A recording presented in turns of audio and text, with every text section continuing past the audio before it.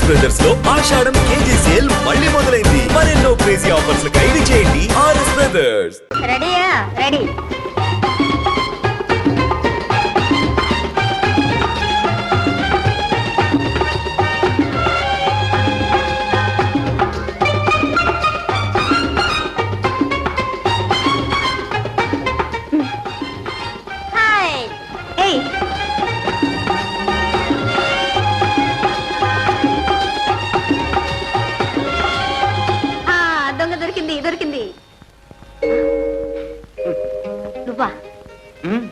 ఇక్కడికి ఎలా వచ్చావు? నీకోసమే. అబద్ధం. నేను ఇక్కడ ఉన్నానని నీకు ఎలా తెలుసు? నీ పేరేమిటి? రాధా. నా పేరు గోపి. రాధ ఎక్కడ ఉంటుందో గోపికి తెలీదు. గొప్పేలే, వెళ్ళు వెళ్ళు. వాళ్ళంతా చూస్తే అల్లరి చేస్తాను. అవును, ఈ గోపికలు అల్లరి మనం పడలేం. రా. ఎక్కడికి రా చెప్తాను. ఎక్కడికి? ఏమి నీ కళ్ళకి మేము గంతలు కడితే మా కళ్ళలో దుమ్మ కొట్టి వచ్చేస్తావు. సారీ, రాధ రాలేదండి, నేనే. మీరైతే మాత్రం మాతో వచ్చిన మనిషిని ఎగర చూపాతారా? అబ్బా ఏం న్యాయం అండి. అన్యాయం అనుకోండి. ఈ అన్యాయానికి వెంటనే కాంపెన్సేషన్ చేస్తాను. ఏమిటో అది? చూడండి, ఈ పక్కనే మా ఊరు. మీరందరూ మా ఇంటికి వచ్చి మా ఆతిథ్యం స్వీకరించి మా గృహం పావనం చేయమని ప్రార్థన. ఓహో, అదా సంగతి. రాదా, ఎంత అసాధ్యురాలివే. ముందుగా పట్టుబట్టి ఇక్కడికే వెళదా ఉన్నావు. పిక్నిక్ పేరుతో కాబోయే అత్తవారి ఇల్లు ముందుగా చూసి వెళదామన్నా? చూసావా నీ వల్ల ఎంత అల్లరు. త్వరగా పెళ్లి డిన్నర్ ఇస్తే అల్లరి మానేస్తాం. అగ్రీ. పెళ్లి కూతురు గారు దయచేయండి. ఏం నాయనా? మా కాలేజీలో చదివే కొందరు అమ్మాయిలు మన ఊరు దగ్గరగా ఎక్స్కర్షన్ వచ్చారమ్మా. ఇంత దూరం వచ్చారు కదా, మా ఇంటి దాకా రమ్మని తీసుకొచ్చారు. అమ్మా, ఈ అమ్మాయి అనురాధ. నమస్కారం.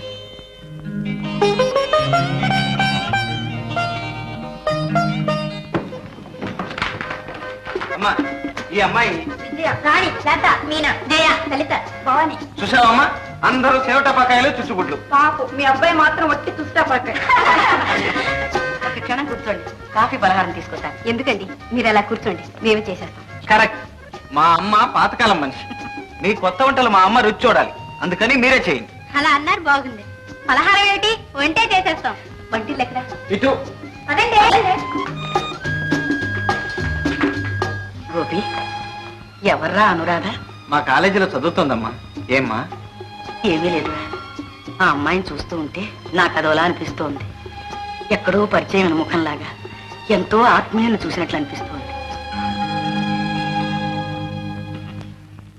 ఈ రోజుల్లో కాలేజీలో చదివే ఆడపిల్లలు ఇంత బాగా వంట చేస్తారు అనుకోలేదు. వంటంతా చేసింది రాధా. మేము ఊరికే అది ఇది అందించాం. ఎవరు చేస్తే అద్భుతంగా ఉంది. అయితే ఇంకే వంటింటి సర్టిఫికేట్ సంపాదించావు, అందులోనూ కాబోయే అత్తగారి దగ్గర. కనుక మనకు పెళ్లి భోజనం తప్పదు. ఎవరమ్మాయమ్మా నువ్వు? భూషయ్య గారి మనవరాలండి. భూషయ్య గారా? అయితే మీది ఏ ఊరు? రామచంద్రపురం. మీ నాన్న? అమ్మ నాన్న లేరండి. ఇంకేమండి, పేరు ఊరు అడ్రస్ అన్ని తీసుకున్నారు. ఇక వాళ్ళ తాతయ్యతో మాట్లాడి పెళ్లి ముహూర్తం పెట్టించి పెళ్లి భోజనం పెట్టాల్సిన బాధ్యత మీది. కార్ రెడీ అయింది, ఇంకా మీరు బయలుదేరచ్చు.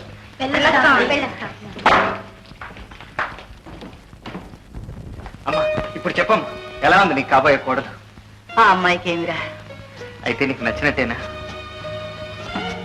గోపి, మనకి నచ్చినవన్నీ మనం అవుతాయట్రా? అదేమిటమ్మా, అనురాధ తప్పకుండా నీ కోడలు అవుతుంది. గోపి, అనవసరంగా మమతలు పెంచుకుంటున్నావు. వాళ్ళు చాలా గొప్పవాళ్ళు. వాళ్ళ తాహతకు మనం తోగలేము నాయన. అమ్మా, ఇందులో గొప్పలు లేవు, తాహతులు లేవు. మేమిద్దరం ఇష్టపడ్డాం. అయినా వాళ్ళ తాతయ్యకి ఇలాంటి పట్టింపులు ఏమీ లేవు. పైగా అనురాధ మాటకి ఎప్పుడూ అడ్డు చెప్పు. గోపి, నేను ఎందుకు చెబుతున్నానో అర్థం చేసుకో. నాకు తెలిసిన ఆయన మనకి పొత్తు కుదరదు. నువ్వు అనురాధను మర్చిపోవడం మంచిది. నువ్వెప్పుడూ ఇంతేనమ్మా. లోకమంతా మనల్ని ఏదో చిన్న చూపు చూస్తుందని నీకెందుకో ఉలుపు. మనం ఎవరికి ఎందులోనూ తీసుకోవమ్మా. నువ్వు చూస్తుండు, అనురాధని నీ కోడలుగా చేస్తా. ఎందుకు? 4 రోజుల్లో శుభవార్త తెస్తాగా, అప్పుడు చెప్పు.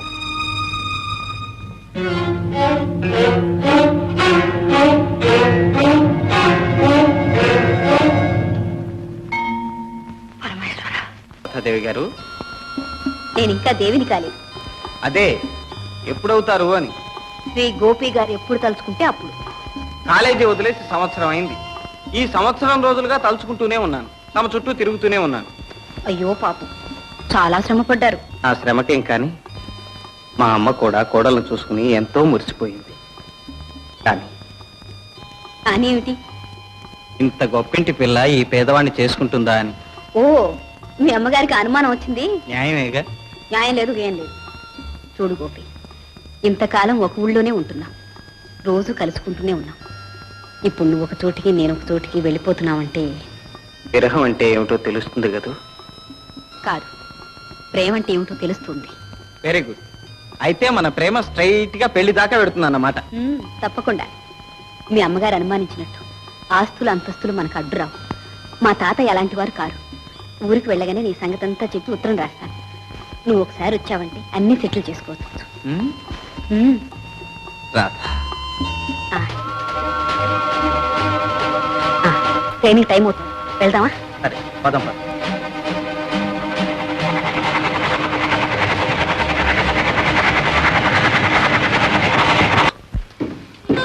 కోసయ్య గారు ఇదేనండి? అవును. మీరు? నా పేరు గోపి. ఓ, మీరా? రండి, కూర్చోండి. అన్నయ్య, అన్నయ్య. అక్క చెప్పలే, ఆయనే గోపి గారు.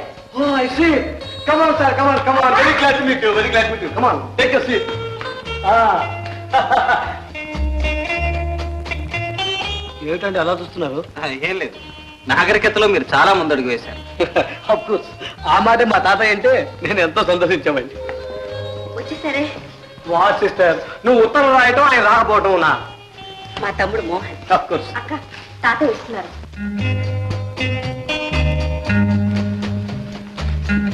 తాతయ్య, నేను చెప్పానే గోపి, ఈయనే. నమస్కారం. కూర్చో. మీరు మాట్లాడుతున్నాను, ఇప్పుడే వస్తాను. అలాగే. అబ్బాయి, రాధ నీ గురించి చెప్పింది. నేను ముసలనే కావచ్చు, కానీ ఛాందస్సును మాత్రం కాదు. అంటారే గానీ మోడర్న్ ఫ్యాషన్స్ అంటే మా తాతయ్యకి ఇష్టం లేదండి. ఒరే, ఇలాంటి వెర్రిమొరి వేషాలంటే నాకు నచ్చవురా. మా అనురాధ వాళ్ళ అమ్మా నాన్న ఉండగానే నా ఎదురు మీద పెరిగింది. ఇక వాళ్ళిద్దరూ పోయిన తర్వాత చెప్పక్కర్లేదు.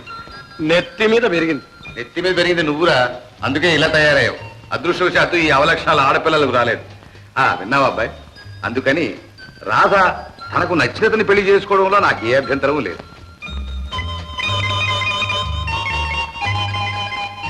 తాతయ్య, టిఫిన్ కాఫీ రెడీ, మీరు రావచ్చు.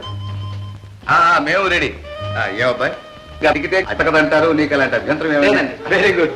అయితే పద, కాఫీ తీసుకుంటూ మాట్లాడుకున్నాం.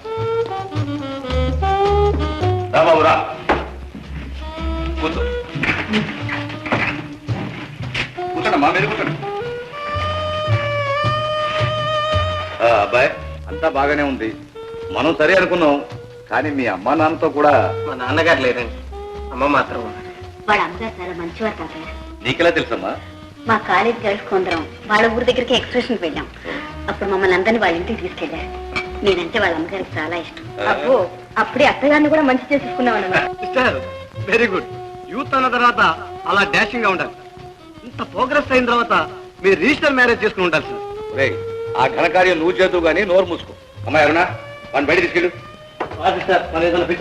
వస్తారక్క. మీ అమ్మగారి పేరు? రుక్మిణమ్మ అండి. రుక్మిణమ్మ. మీ నాన్నగారి పేరు? భాస్కర్ రావు అండి.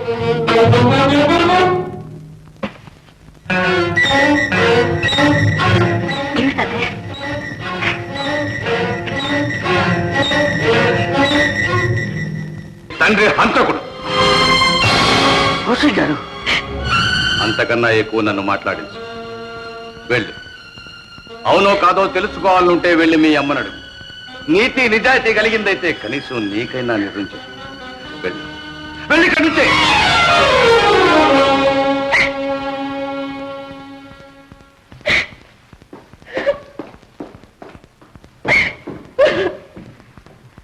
మా అనురాధ. నిజమా తాతయ్య? నిజమేనమ్మా, అక్షరాలా నిజం. అది నిజం కాదు, కానీ మీ తాతయ్య నమ్మారు, లోకం నమ్మింది. మీ నాన్నను జైల్లో పెట్టారు, కేసు నడిచింది. ఉరి శిక్ష తప్పదు అని అందరూ అన్నారు. కానీ ఎలాగో దేవుడి దయ వల్ల కేసు కొట్టేశారు. మీ నాన్నను విడుదల చేశారు. లోకానికి ముఖం చూపించలేక ఆయన ఇల్లే జైలు చేసుకుని ఆ అవమానంతో కుళ్ళి కుళ్ళి కృషించిపోయారు.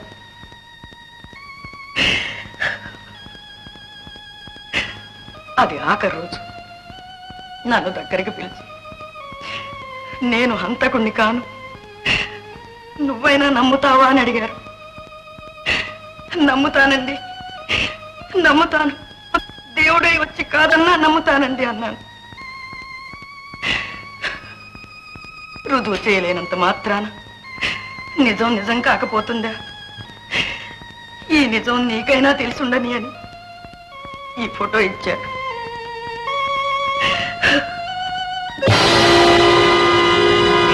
అటు మీ నాన్న, ఇటు మీ మామయ్య. ఆ మధ్యలో ఉన్నవాడు వాళ్ళిద్దరికీ స్నేహితుడు కాదు, అసలు హంతకుడు. ఇది మీ నాన్న ప్రమాణం చేసి చెప్పిన నిజం. అమ్మా, ఇతను ఎవరో ఏ ఊరో వివరాలు ఏమైనా చెప్పారా నాన్నగారు? అవకాశం లేకపోయింది బాబు. కానీ అతను ఎన్నోసార్లు మన ఇంటికి వచ్చేవాడు, ఎన్నోసార్లు చూశాను. కానీ ఈ హత్య జరిగిన తర్వాత మాత్రం ఇంతవరకు రాలేదు, ఎవరికీ కనిపించలేదు. ఇప్పుడు ఉన్నాడో పోయాడో. ఇంత పాపి అంత సులభంగా పోడమ్మా. ఉంటాడు, ఎక్కడో ఉండే ఉంటాడు.